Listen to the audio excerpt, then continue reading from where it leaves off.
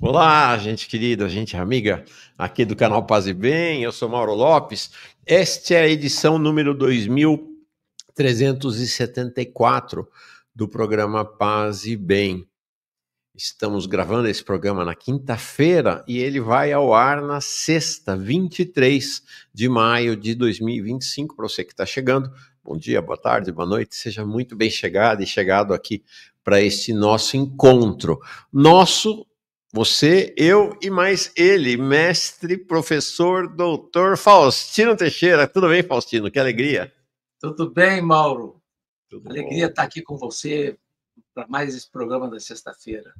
Alegria grande. A gente tinha pensado até em fazer este programa de agora na semana passada, e aí cancelamos. Cancelamos não, adiamos, porque achávamos que precisava deixar um pouquinho a poeira sentar para falar do tema que vamos falar hoje, que é, né, depois daquela impressão inicial, né, que nós tivemos com a chegada do Papa Leão XIV, achamos prudente esperar a missa dominical, a homilia dele, ver um pouco mais desses primeiros momentos do Papa Leão XIV para poder conversar, né, com mais base sobre esse início do novo papado. E é isso que nós vamos fazer hoje, né, Faustino?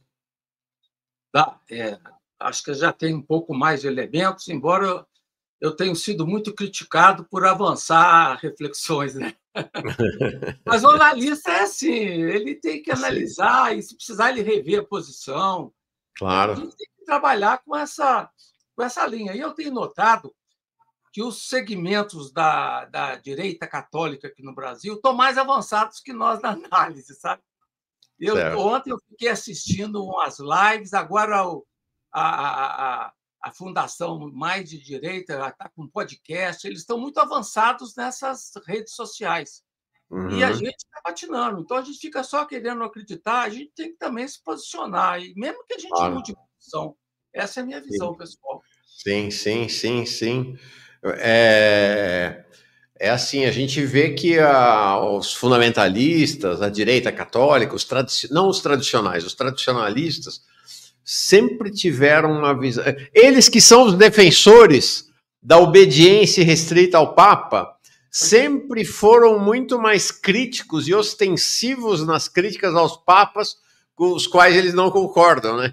E a gente não, né? Demora, já, João Paulo. O que eu estou notando é que todos os segmentos conservadores estão radiantes com o Papa Novo, todos, aqui no Brasil. Então, nesse sentido, eu tenho uma visão um pouco diferente da do jornalista Chico Pinheiro, que é meu amigo, que ele fala que certamente o Leão XIV é uma indicação do Papa Francisco. Eu discordo. Eu acho que não necessariamente, né? Eu acho que, inclusive, a entrada do Leão XIV foi um arranjo. Ele teve mais de 100 votos. E os segmentos conservadores já estavam programados para atuar há 4 anos, enquanto que os setores mais progressistas recentemente que começaram a atuar. Os conservadores atuam com antecedência.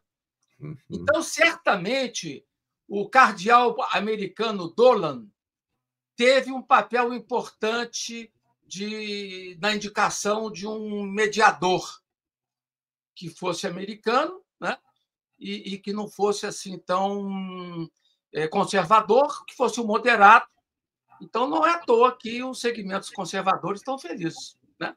E nós, de certa forma, também, com um certo grano salo, né? Um pequeno grão de sal. Sim. De fato, né, Faustino, o medo de, depois de Francisco vir um novo João Paulo II, ou mesmo um novo Bento XVI, fez com que a chegada de um moderado, todo mundo, de certa maneira, respirasse aliviado, né?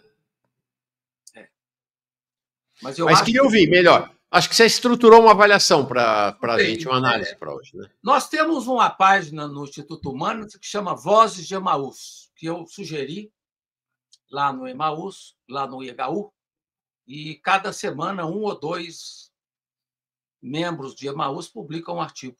E eu já publiquei, esse é o meu 4º artigo, e que eu dei o título seguinte: Entre as inquietações do tempo e o desejo de unidade. É o título que eu dei ao meu texto.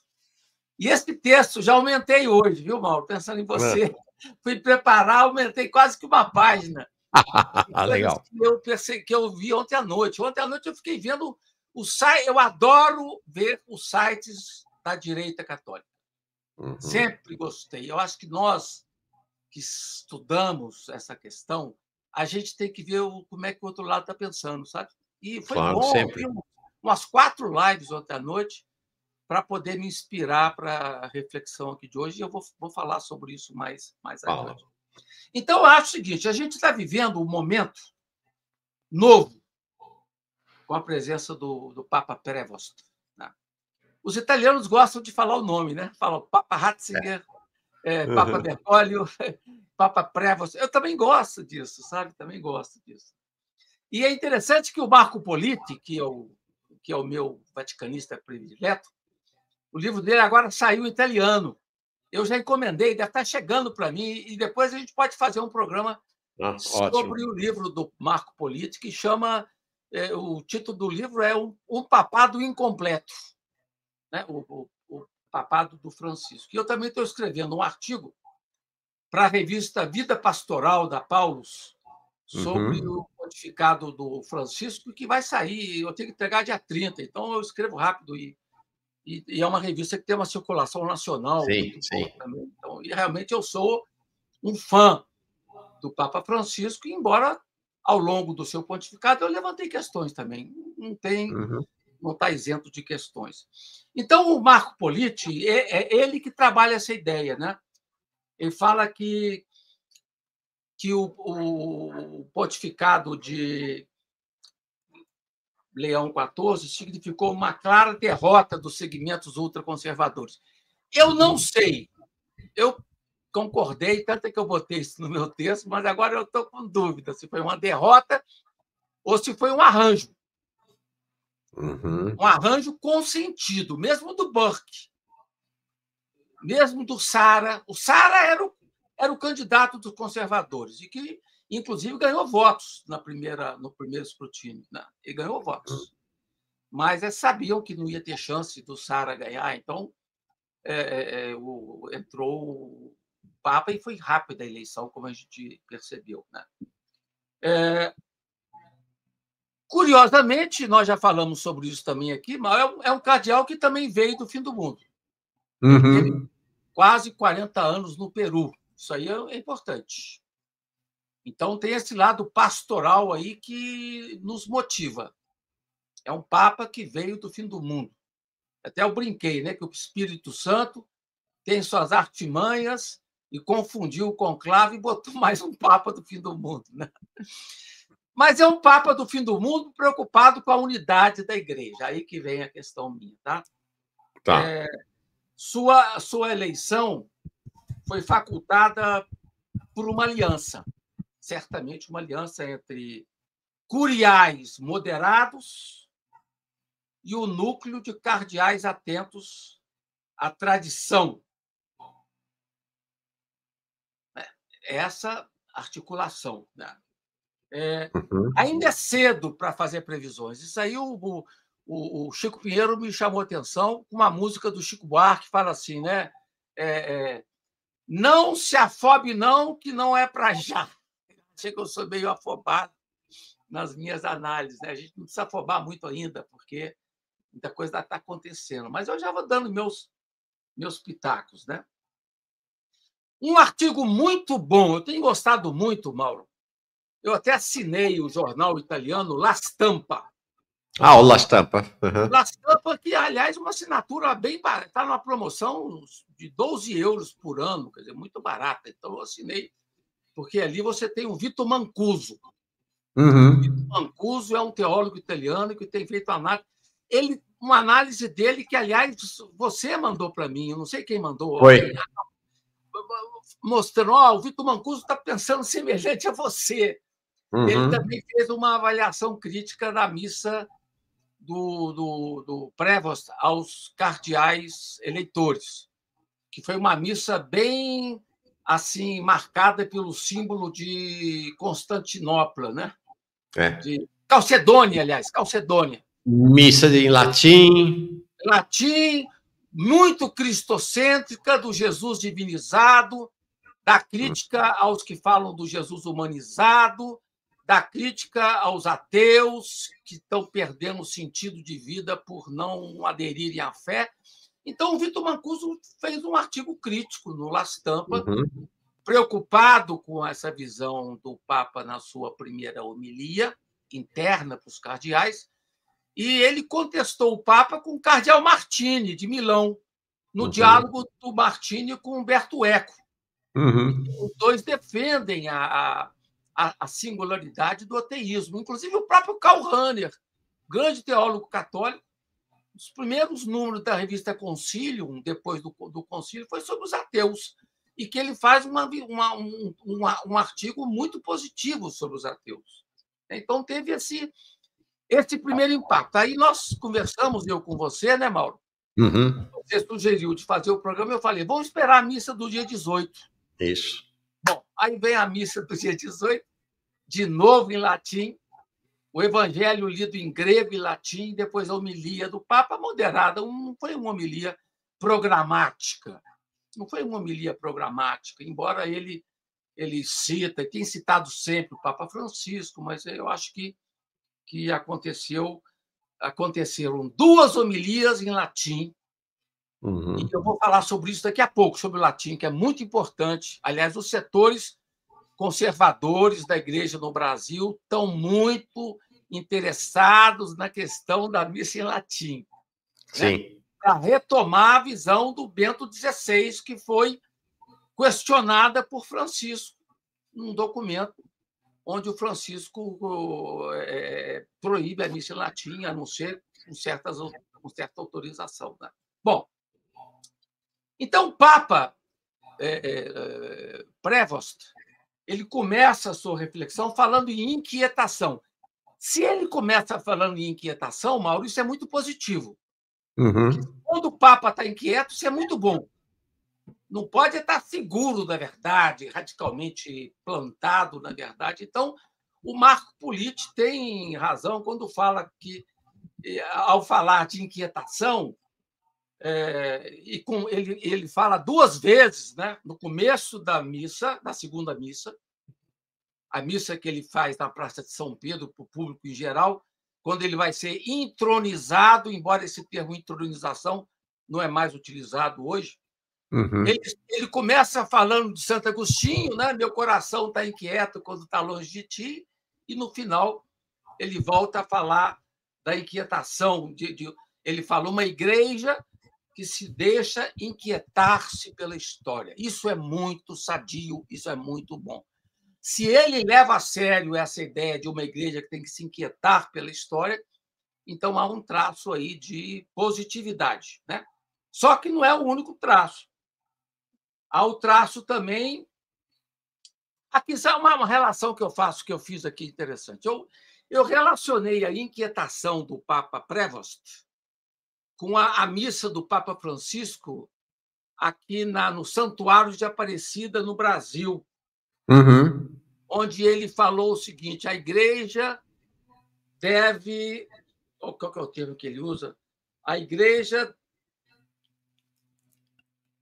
deve deixar-se surpreender por Deus. Esse é o Papa Francisco. Aliás, é uma marca do pontificado do Francisco isso. A igreja ela está a caminho. Ela está a caminho e tem que estar atenta aos sinais dos tempos.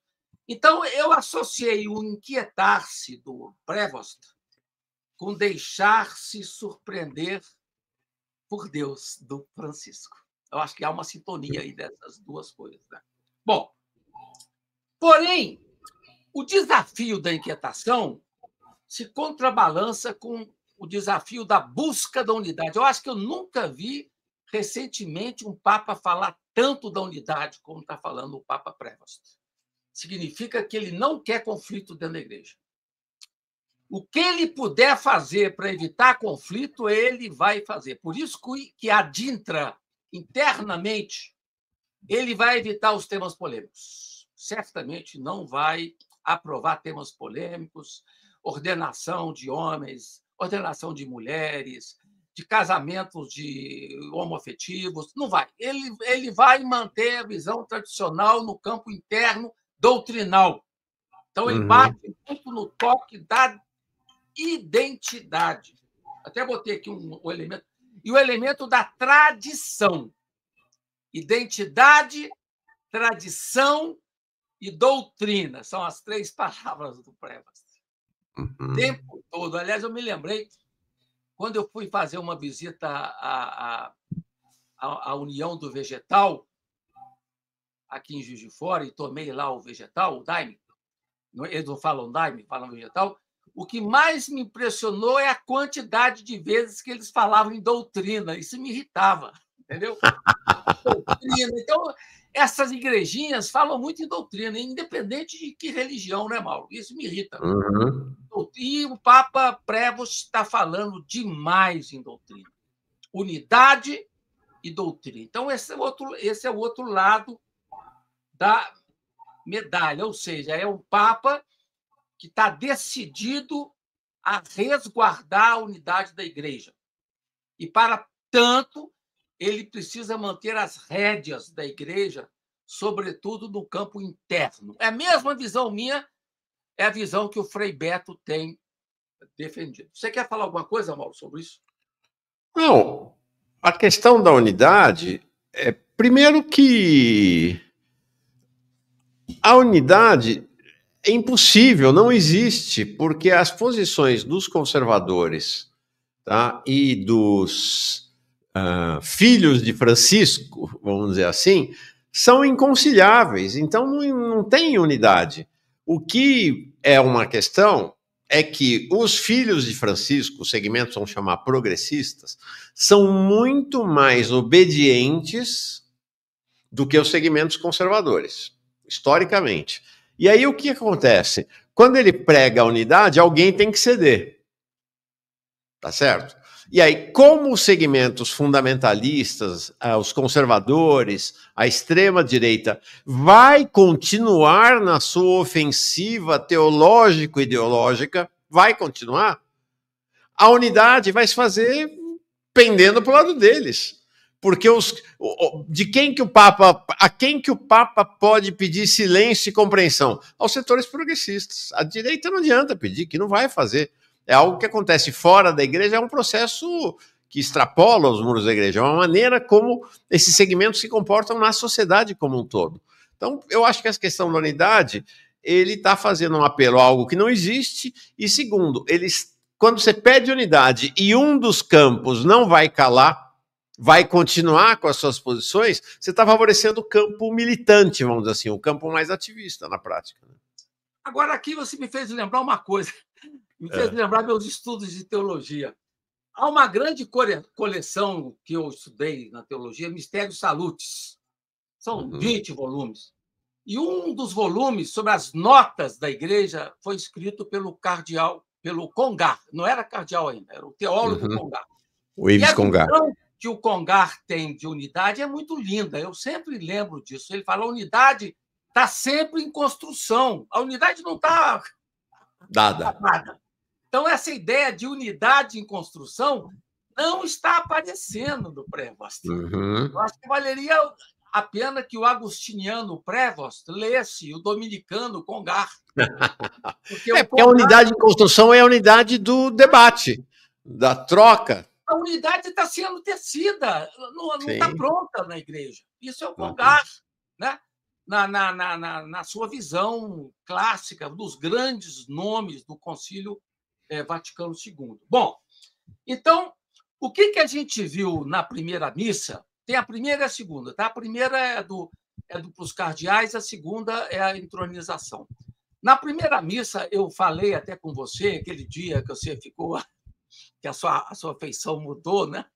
Sim. No nosso encontro lá. Eu percebi a influência do Leão Magno, né? O Leão Magno foi o leão que foi o personagem no concílio de Calcedônia, né? Que enfatizou a divindade de Jesus. Então, justamente o cristocentrismo do Prevost vem aí. E eu até gosto de usar um termo que eu usava lá para o Ratzinger, tá? Mas eu acho que vale um pouco a pena. É um eclesiocentrismo cristocentrado. Uhum. Tanto é que ele fala lá na primeira homilia dele, o Prevost, ele fala da igreja como arca da salvação. Essa ideia de que a igreja é sacramento universal da salvação, que é do Concílio Vaticano II, hoje ela é problemática. Você não pode falar que a igreja é sacramento universal da salvação, porque tem pessoas que não estão na igreja e que nunca vão estar na igreja e que têm seus caminhos específicos de responder ao mistério de Deus, não através da igreja, como no Islã, como no hinduísmo, como no budismo. E o documento Diálogo e Anúncio, cujo documento o meu orientador no pós-doutorado, Jacques Dupuy, foi um dos redatores, sempre colocou que a maneira como se responde ao mistério de Deus pode acontecer sem passar por Jesus, né? Ou sem passar pela igreja. Bom, então, esse é um elemento aí da unidade, né? Então, esses dois termos, inquietação e unidade, né? Os núcleos conservadores, aqui eu quero citar um que eu estou acompanhando, tá? O Centro Dom Bosco. O Centro Dom Bosco está com de podcasts agora, lançaram os podcasts. Lá do Rio de Janeiro. Do Rio de Janeiro. Estão radiantes de alegria. O que eu tenho visto é que eles estão felizes com o Papa. Estão muito felizes. Tá?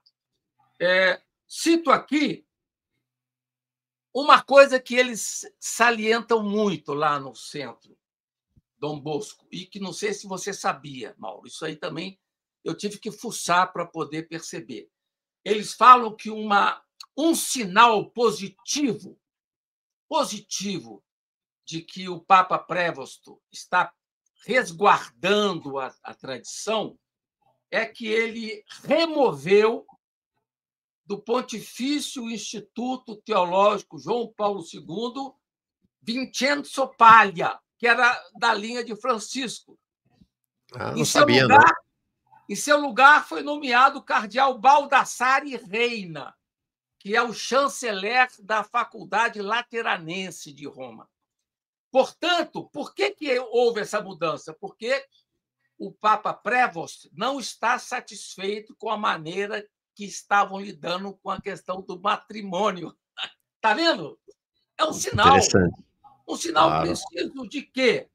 De que o que vale é o mote que o Prevost está defendendo, o Leão XIV está defendendo agora. Qual que é o mote? União estável entre um homem e uma mulher. Isso é o casamento. Então, ele mexeu no instituto pontifício mais importante que trata da família, porque insatisfeito com o Vincenzo Paglia que estava lá. Então, esse é um sinal que o Centro Dom Bosco está batendo muito fortemente. Tá? Você tem uma ideia como é que, às vezes, eles estão mais avançados que nós. Né? Sim. Outra coisa. Aqui, aí eu fui ao livro do Politi, esse livro aqui, cadê? Esse aqui. Francisco entre os Lobos. Uhum. Eu fui nesse livro, que saiu agora em português, e eu vi que quem mais bate contra a visão aberta de Francisco em torno do matrimônio e da bênção aos casais homoafetivos é o cardeal Raymond Burke, americano. Uhum. Então, há umas 4 páginas no livro do Politi falando das críticas do Burke a Francisco sobre o matrimônio. Sim. E o Burke estava no conclave. E dizem que o Burke foi um dos que, no conclave,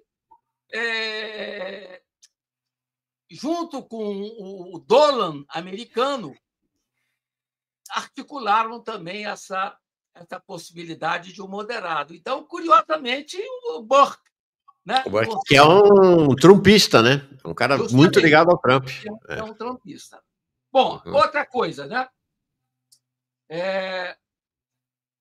Então, o que o site conservador católico colocou? Olha os termos, que interessante. Mauro, eu não vou citar o nome de quem não, tá?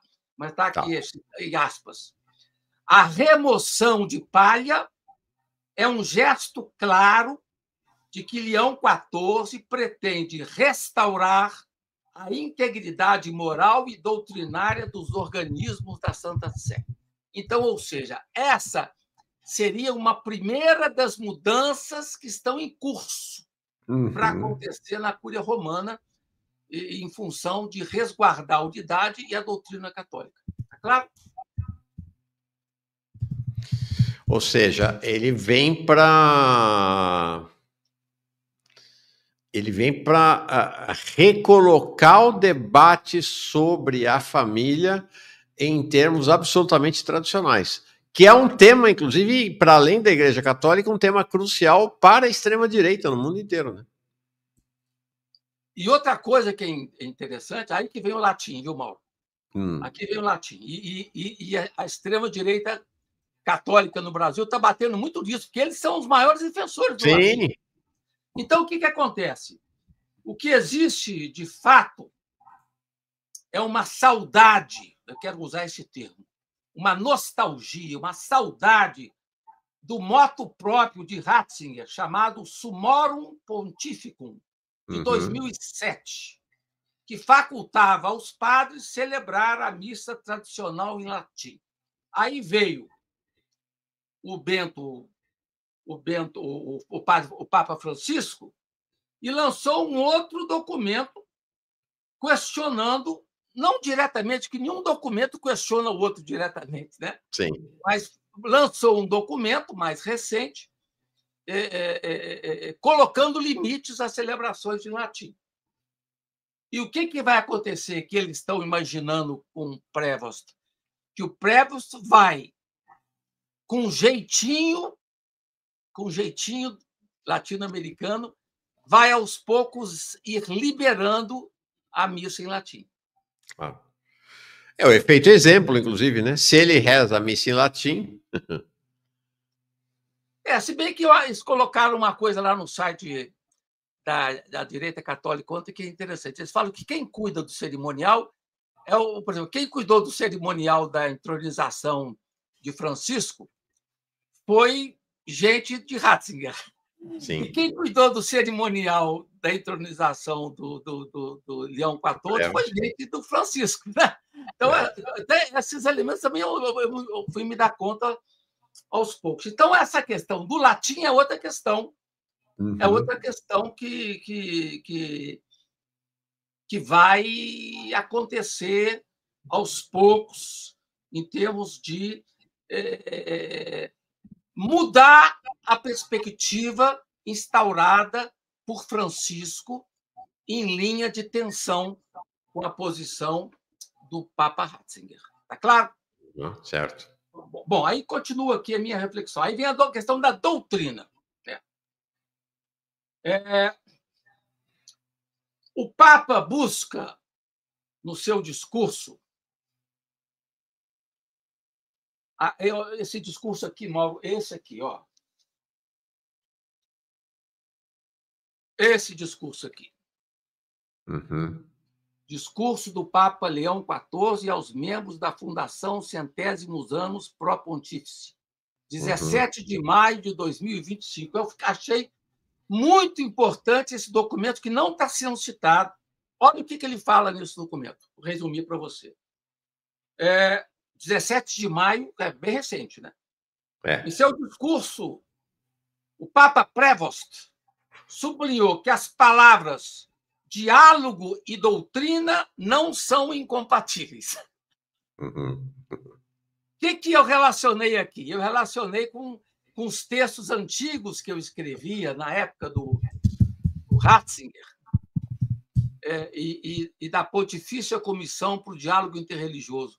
A Pontifícia Comissão para o Diálogo Interreligioso escreveu um texto chamado Diálogo e Anúncio, que priorizava o diálogo.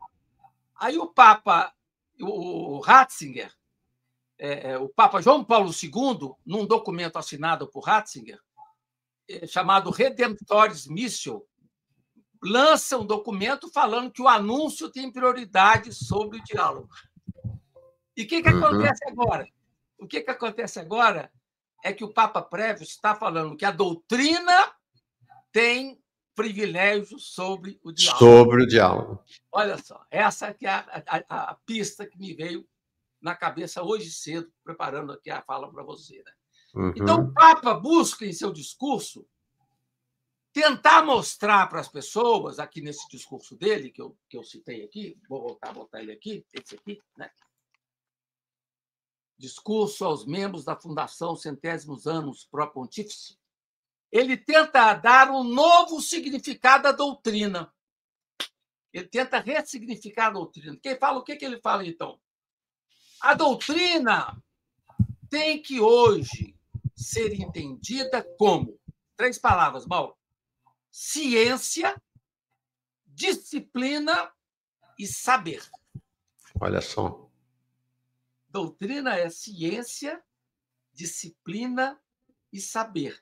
E a doutrina, nesse sentido, se mostra hoje fundamental, e sem se compreender a doutrina, o sentido de diálogo se esvazia. Ele usa esse termo. Se não se compreende bem doutrina, o diálogo se esvazia. Olha, Mauro. Ou seja, a precedência é da doutrina sobre o diálogo. Ou seja, para a igreja dialogar, ela tem que estar muito ciente da sua identidade. Por isso que outro termo que ele usa, que eu botei aqui, que eu achei muito interessante, ou seja, o Papa busca, em seu discurso, apontar para um outro significado de doutrina, agora com base na doutrina social da igreja. Social da igreja. Então, ele acha que é problemático uma igreja que se lança ao diálogo sem mais nem menos, quando a doutrina não está bem arrumada. Isso, sim, Mauro, também diz respeito à sinodalidade. O Papa Prévost está muito preocupado com as reflexões sobre sinodalidade, que acabam avançando para além dos limites da defesa da unidade. Então, tem outra. Por isso que esses segmentos conservadores que eu estou acompanhando aqui, eles falam que as próximas mudanças que vão acontecer na avaliação deles é uma mudança na direção do sínodo, na relatoria do sínodo, da direção da mudança. E vai haver mudança também na congregação para a doutrina da fé. Ixi. Então, você imagina. Quer dizer, então vai ser um sínodo pensado dentro dessa compreensão de doutrina. Né? Sim. De compreensão de doutrina, que é realmente complicado. Então, o que acontece? O Papa Prévost, ele entra no pontificado com a função de ser um novo arquiteto eclesial, capaz de garantir o equilíbrio da igreja depois das desventuras, dos descaminhos, né, que aconteceram em determinados campos pelo Papa Francisco. Assim como o Ratzinger lançou o livro Rapporto sulla Fede, em 1985, criticando os desmandos do pós-concílio Vaticano II, entende? Sim. Aí, sim. Essa é a minha reflexão. Interessante, Faustino. Bom, você mergulhou, não mergulhei nisso, queria fazer 2 observações laterais. A primeira, sobre as menções que ele faz ao Papa Francisco. É preciso não se iludir, nem criar falsas esperanças com essas menções. É da tradição da igreja que o Papa que chega mencione repetidamente o Papa anterior nos discursos iniciais. O Francisco fez isso com o Bento XVI. Ele mencionava toda hora, depois vai rareando. É uma homenagem, né? É um protocolo, é um cerimonial da igreja. Então, as menções que ele faz ao Francisco não querem dizer necessariamente fidelidade às ideias do Francisco. Né? É uma deferência, né? Como o Francisco fez ao Bento XVI também. Não, o próprio Prevost já falou explicitamente que ele teve momentos de tensão com o Francisco antes. Isso. Ele já falou, você viu isso já, né? Ele já falou. Uhum. Não é assim uma sintonia assim fina, como alguns podem dar a entender. Agora, é interessante, Mauro, que eu vi um artigo no Globo, no dia 18/5. Um artigo, uma matéria entrevistando duas autoras. Uma, Maria Clara Bingemer, que é teóloga da PUC, e a outra, Maria José Rosado, da PUC de São Paulo, que está naquele grupo das mulheres em defesa da dignidade. Né? Sim. E as duas fizeram críticas ao Prevost no que tange à questão das mulheres. Entendeu? Mesmo a Maria Clara. Sim. Curiosamente, está na matéria 18/5. Né? Ela falaram sobre a orientação agostiniana de Bento, de Leão XIV. Aliás, o que o Leonardo Boff falou para mim na casa dele, na entrevista. Ele falou: o medo que eu tenho é o influxo agostiniano. Por quê o medo? Porque a teoria da história de Agostinho é muito pessimista. Sim. Ele acha que todos os seres humanos na história estão contaminados pelo pecado, e se você deixar o ser humano entregue à sua liberdade, ele só é capaz de pecar. O ser humano depende integralmente da graça de Deus para se salvar. Então, essa visão agostiniana, que foi a visão que conformou o Ratzinger era... É isso que eu ia falar, é a restauração do pessimismo ratzingeriano, né? O ratzingeriano também está no Prevost, com essa visão da teoria da história. Né? Por isso que ele fala, o Prevost fala, que aqueles que não têm fé, eles acabam sendo objeto de uma fragmentação no sentido da vida. Isso é bem Agostinho, né? É Agostinho. Agostinho e Bento XVI. Por sinal, recomendo, se você não assistiu, no Paz e Bem da terça-feira tem um diálogo entre Faustino e Boff, lá na casa do Boff. E você estava lá na casa dele em Petrópolis, né? Estava, na casa dele. Né? É fantástico. Não, é lá em Araras. Araras. Desculpa. Com as reflexões, sobretudo até do Boff, né? Mais do Boff, inclusive, sobre o olhar dele para esse início de papado. Me parece, sabe, Faustino, como você traz, outras pessoas trazem, como este não é um papa de rompimento, ele é um papa de tentativa de conciliação. Acho que o Marcelo Barros, inclusive, tinha falado isso antes da eleição. Falou: Mauro, acho que não vem um novo Francisco, mas também não virá um novo Bento XVI ou um novo João Paulo II. Acho que virá um papa moderado. Papa que tente encontrar um meio do caminho, que é esse apelo que ele faz constante da unidade e tudo. Então, é um papa, me parece, de ambiguidades. Né? Então, é um papa também que nós vamos ter que olhar. Uma hora ele vai acenar para um lado, outra hora ele vai acenar para outro. Acho que nas primeiras homilias dele, no primeiro discurso, essa ambiguidade me parece que já assoma. E uma das ambiguidades é a ambiguidade em relação ao tema da modernidade. O Papa ainda não se posicionou muito em relação a esse assunto, mas eu senti uma certa ambiguidade. Ora, ele retoma a ideia da modernidade como um grande mal para o planeta a ser combatido pela igreja, a igreja como a bastiã da luta contra a corrupção dos tempos da modernidade, e ora, ele fala, não nesse mundo atual, atualizado, precisamos dialogar com esse mundo que está aí. Então parece que essa questão da ambiguidade será uma marca, ou pelo menos desse início de papado dele, né? Agora eu volto aqui ao grupo que eu estava ouvindo ontem na live. Eu estou aprendendo com eles.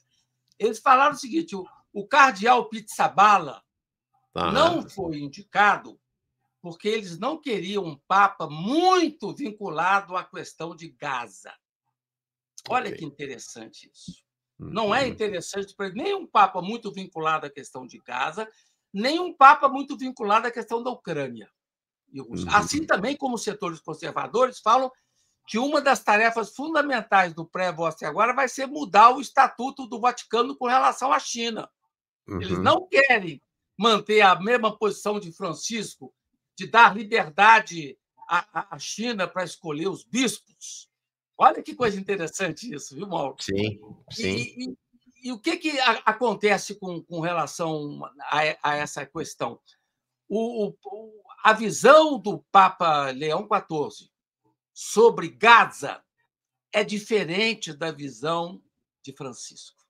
Francisco é muito mais contundente. Por exemplo, Sim. jamais o Prévost vai falar que há um holocausto. Eu acho que ele é mais cuidadoso, ele faz a crítica, mas ele é mais cuidadoso para não quebrar o equilíbrio diplomático com Israel. É isso aí. Bom, agora vem um terceiro polo que eu queria acrescentar para não terminarmos no pessimismo. Eu coloquei inquietude, doutrina, unidade, né? E agora que temos a nossa possibilidade de brecha, que é o amor. O Papa Prévost, ele entra amorizado por causa de toda a experiência peruana dele, né? A experiência com os pobres no Peru traz uma perspectiva do imperativo do amor. Está presente na sua reflexão, está presente no seu testemunho anterior, na sua rica experiência no Peru. Então, eu termino o meu artigo da Voz de Emaús falando desse tópico do amor, né? E que apareceu muito no primeiro encontro dele com o povo na Praça de São Pedro, que ele vai falar, começa falando da paz, vai fazer uma crítica ao mal e vai falar da importância de uma paz desarmada, né? Então, e do amor, né? Então, ali a gente tem um Papa sensível a essa questão fundamental da paz. Alguns dizem que talvez a primeira encíclica dele vai ser sobre a paz. Eu acho que não é improvável. Eu acho que não é improvável totalmente, né? E aqui eu concluo, Mauro, dizendo o seguinte: a possível surpresa positiva desse pontificado, apesar desses meus temores, tem a ver com os sinais dos tempos, né? Que o papado se faz no caminho, né? Quem sabe do caminho ele vai percebendo esse deixar-se surpreender pelos pobres e pelo grito da terra, né? Quem sabe ele já mostrou alguma sintonia com essa questão ecológica, não muito, mas já apontou. E eu gostei da forma vibrante como ele terminou a sua homilia inaugural. E ele falou o quê? Olha que bonito. Irmãos e irmãs, esta é a hora do amor. Bonito isso. Esta é a hora do amor. A caridade de Deus, que faz de nós irmãos, é o coração do Evangelho. Aí é um toque de Francisco, né? É um toque de sintonia com o Evangelho. Então, tem esse lado do amor também, dessa sensibilidade com a causa dos pobres e da terra, que pode sensibilizá-lo para poder balançar nesse equilíbrio entre doutrina e inquietação que marca o seu pontificado. Legal. Bonito o final. Final de esperança mesmo, final para dar um pinguinho de esperança nessa nossa reflexão. Gostei, Faustino. Espero que todos tenham gostado dessa reflexão inicial, sobretudo do Faustino. Entrei com pontuações muito laterais. Esse seu olhar, Faustino, você está de fato mergulhado, né, na busca de compreender, né, tentar entender o que é esse papado, o que será esse papado. Isso para nós, todos nós aqui no Paz e Bem, nos favorecemos demais por essa sua inquietude. Agora, como, Mauro, eu só queria saber como é que bate isso em você. Qual que é a reação sua ao que eu disse? Como que bate? Qual que é o impacto? Faustino, eu acho que você está... É o que eu falei. Creio que você é uma das pessoas que eu conheço que mais está mergulhado por inquietação. Você está inquieto. né? E essa sua inquietação está fazendo você mergulhar como, olha, não vi outros teólogos fazendo isso, né?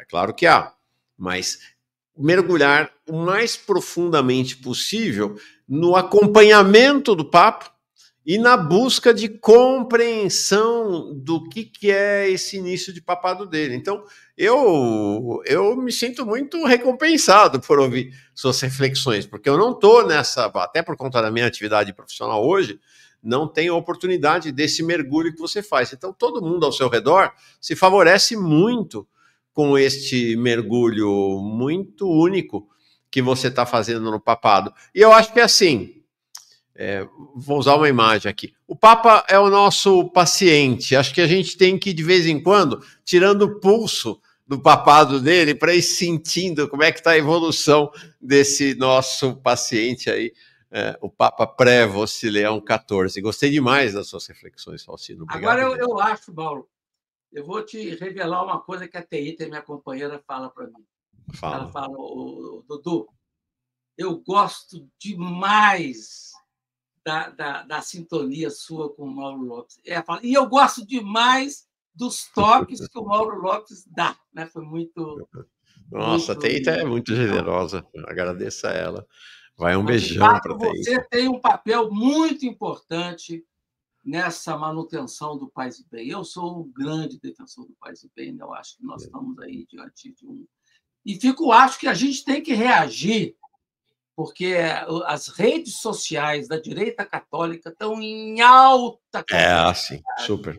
Com muita gente informada falando, participando, muita gente estudiosa falando, com uma visão mais conservadora, mas profundamente sintonizada com a reflexão. Né? Sim, a gente não pode achar que os conservadores são burros, não. Não, são não. São não. Não são. são. De fato, não são. Eu aprendo também com eles. Eu aprendo. Isso aí. Que bom. Muito obrigado, Faustino Teixeira. Foi ótima essa reflexão. A gente volta a qualquer momento com uma nova reflexão faustiniana aqui no Paz e Bem. Você manda o link dessa reunião para eu divulgar nas minhas... Claro, assim que for ao ar, nesta sexta-feira, às 6 da manhã. Tchau. Tá bom, querido. Um grande abraço. Tchau, tchau. Abraço. Paz e Bem.